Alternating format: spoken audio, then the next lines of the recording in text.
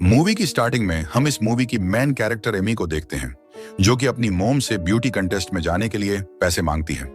लेकिन उसकी मोम उसको पैसे देने से मना कर देती है, क्योंकि वो बहुत गरीब थे। पैसे कमाने के लिए एमी अपने ही मोहल्ले के कुछ सटोरियों के पास जाती है और उनके साथ जुआ खेलने लगती है। लेकिन उसके पास फिर से पैसे कम पड़ जाते हैं, तो एमी पैसों के लिए अपने कपड़े उतार देती है और उन लड़कों से कहती है कि अगर तुम मुझे और पैसे दो तो मैं अपने सारे कपड़े उतार दूंगी। लेकिन उन लड़कों की बदकिस्मती थी, उनके पास पैसे नहीं होते। इसलिए एमी जीते हुए पैसे लेकर वहां से चली जाती है और ब्यूटी कंटेस्ट में भाग लेती है। एमी जब वहां वॉक करती है तो उसकी हिल टूट जाने की वजह से वो गिर जाती है, जिससे सभी लोग उसका मजाक बनाते हैं। ये देख एमी बहुत दुखी होती है, क्योंकि उसके पास नई सैंडल खरीदने के पैसे नहीं होते। दुखी होकर एमी वॉशरूम में जाकर रोने लगती है। तभी एमी को वहां एक आदमी मिलता है जिसका नाम त्रिमदी था। वो ऐना को शांत करके उससे दोस्ती कर लेता है और एमी को खाना खिलाने ले जाता है। वो खाना खा रहे होते हैं, तभी वहां मारिया आती है, जो कि मिस ब्यूटीफुल थी।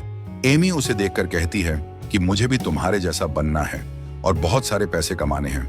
तो मारिया बताती है कि मिस ब्यूटीफुल बनने के लिए मैंने कई सालों की रातें रंगीन की हैं, तब जाकर मैं यहां हूं। मारिया एमी को अपना कार्ड दे कहती है कि अगर तुम्हें भी पैसे कमाने हैं तो मुझसे कांटेक्ट कर लेना।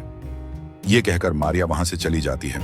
जिसके बाद रिमेदी एमी से कहता है कि अगर तुम्हें बहुत सारे पैसे कमाने हैं तो तुम्हें मेरे साथ ओयो में चलना होगा, और आपको तो पता है ओयो में क्या होता है।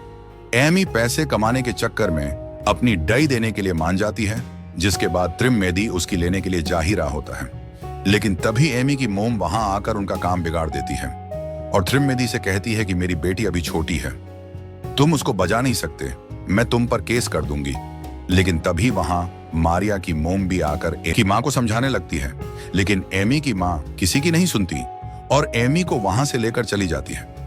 बेचारे त्रिमदी को तो अब मूठ मारकर ही काम चलाना पड़ेगा।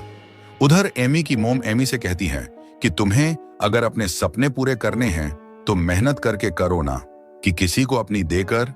और एमी की मोम एमी को लेकर वापस अपनी सिटी की तरफ निकल जाते हैं। लेकिन एमी को तो पैसे कमाने थे, इसलिए वह बस से उतर जाती है और यहीं पर एमी की नई लाइफ शुरू हो गई थी। इसके बाद हम एमी को मारिया और उसकी मोम के साथ देखते हैं। दरअसल में मारिया और उसकी मोम लड़कियों का धंधा करती थी और वो एमी को भी कॉल गर्ल बनाना चाहती थी।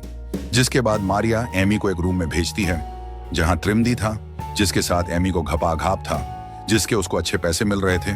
तो एमी भी त्रिमदी के साथ घपाघप कर लेती है, जिसमें एमी को भी बहुत मजा आने लगता है। जिसके बाद मारिया की मोम एमी को पैसे कमाने लिए टिप्स देती है, जैसे कि तुम्हें बुलाए तो तुम उससे अलग अलग पोजीशन के पैसे लो। यार, इतना तो आप लोग समझ ही गए होंगे।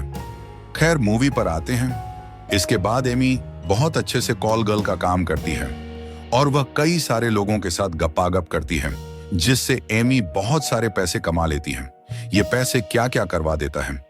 इसके बाद ये सभी पार्टी करती है, जहां इनको कई सारी लड़कियां दिखाई देती हैं, जो कि देखने में रसियन जैसी लग रही थी, जो कि एक बोट पर जा रही होती है, जिन्हें देखकर एमी समझ जाती है कि ये भी कॉल गर्ल होगी। जिसके बाद एमी मारिया की मोम से कहती है कि हमें अगर बहुत कमाना है तो इस बोट पर जाना होगा। लेकिन मारिया की मोम कहती है कि तुम अभी इस बोट पर सवारी करने के लायक नहीं हो। यह सुनकर एमी को बुरा तो लगता है, लेकिन तभी एमी को उस बोट पर एक आदमी दिखाई देता है, जो कि पैसे वालों के लिए लड़कियां प्रोवाइड करवाता था। ये देख एमी मारिया से कहती है कि अगर हमें पैसे कमाने हैं तो उस आदमी से कांटेक्ट करना होगा। वही सीन शिफ्ट होता है और त्रिमेदी एमी के साथ खेल रहा होता है, लेकिन वो खेलते हुए का वीडियो भी बना रहा था। तो एमी उससे पूछती है कि तुम गपागप करते हुए का वीडियो क्यों बनाते हो। तो त्रिमेदी बताता है कि जब कोई लड़की ना मिले तो वीडियो देखकर अपने हथियार को शांत तो कर सकूं। जिसके बाद सभी एक क्लब में जाते हैं, जहां एमी को वही बोट वाला आदमी दिखता है, तो एमी उसके पीछे जाती है। ये देख मारिया भी उसके साथ चली जाती है। वो जब उसके पीछे जाते हैं तो उन्हें पता चलता है वो आदमी एक महंगे कसीनो में गया है, वहां बस पैसे वाले ही जा सकते हैं। तो एमी से कमाए थे वो निकाल कर डाल देती है और उस आदमी के साथ गेम खेलने लगती है। वैसे आपको बता दें, उस आदमी का नाम सेम होता है। जिसके बाद वो सभी गेम खेलने लगते हैं और लास्ट में एमी सारे पैसे लगा देती है और साथ में सिम से ये भी कहती है कि एक रात तुम मारिया के साथ सो सकते हो, अगर मैं हार गई तो। और एमी हार कर वहां से चली जाती है। अगले दिन मारिया सेम के साथ रात गुजारकर वापस आती है तो वो बताती है कि मुझे बहुत मजा आया। दरअसल ये प्लेन एमी का ही था, क्योंकि वो सेम के साथ डील करना चाहती थी। मारिया बिना पैसों के अपनी देकर आई थी, इसलिए उसकी मोम बहुत गुस्सा होती है।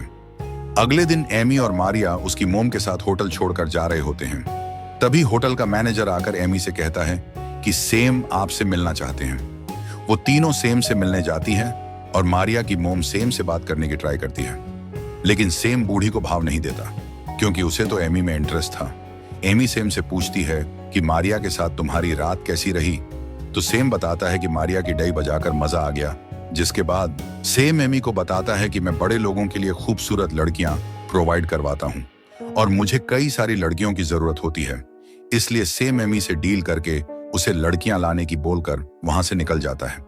इधर एमी मारिया और उसकी मोम के साथ लड़कियों का इंतजाम करने लगती है, लेकिन वह सारी लड़कियां ऐसी थीं कि उनको देखकर किसी का भी हथियार खड़ा ना हो, इसलिए एमी उन लड़कियों को रिजेक्ट कर देती है। तभी मारिया बताती है कि उसका सिलेक्शन मैगजीन के फ्रंट पेज के लिए हो चुका है। जिसके बाद एमी और मारिया फोटो शूट करवाने के लिए जाते हैं, जहां मारिया अच्छे अच्छे पोज देती है जिससे हथियार खड़ा हो सके। तभी एमी की नजर वहां रखी एक बुक पर जाती है, जिसमें सारी मॉडल और टीवी एक्ट्रेस के नंबर थे, तो एमी उस बुक को रख लेती है। घर आकर उन्हें कॉल करके इंटरव्यू के लिए बुला लेती है और अगले दिन उन सभी हॉट लड़कियों का इंटरव्यू लेने लगती है। मतलब यह कि उन्हें सिखा रही थी कि किसी को भी अपनी डई कैसे दे और कैसे सामने वाले का हथियार खड़ा करें, जिससे वो ज्यादा पैसे दे। ये सब कुछ चल ही रहा था कि तभी वहां एमी की मोम भी आ गई थी। उधर कुछ लड़कियां तो मना करके जाने लगती हैं। तभी एमी की नजर उसकी मोम पर जाती है, लेकिन उसकी मोम को सब कुछ पता चल गया था कि एमी इतने सारे पैसे अपना खाता खुलवा कर कमा रही हैं। एमी अपनी मोम को समझाने लगती है, लेकिन एमी की मोम उसकी एक नहीं सुनती, तो गुस्से में एमी भी बोल देती है कि आपने भी तो कई बार अपनी गुफा में उस मैनेजर को सुलाया जिसके यहाँ आप जॉब करती थी। ये सुनकर तो उसकी मोम को और ज्यादा गुस्सा आ जाता है और वो एमी के मुंह पर पैसे फेंक कर चली जाती है, जिससे एमी काफी सैड हो चुकी थी। तो मारिया एमी को चुप करवाती है और एमी को बताती है कि उसका बाप तो उसके साथ गलत काम किया करता था, इसलिए उसकी माँ ने उसे कॉल गर्ल बना दिया। तो एमी बताती है कि ये मर्द जात ही ऐसी है, और हम देखते हैं कि एमी ने सेम की जरूरत के हिसाब से रसियन जैसी लड़कियों का इंतजाम कर लिया था, जिसमें कमली नाम की वेटर भी थी, जो अपने बॉयफ्रेंड के लिए पैसे कमाने के लिए एमी की टीम में शामिल हो चुकी थी।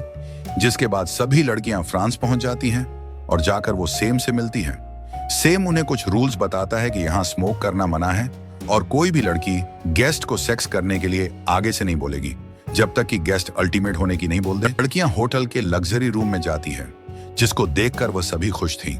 कमली थोड़ी सैड होती है, क्योंकि उसने पहले कभी ऐसा काम नहीं किया था, लेकिन एमी उसे समझाती है कि हमें इसके लिए बहुत सारे पैसे मिलेंगे।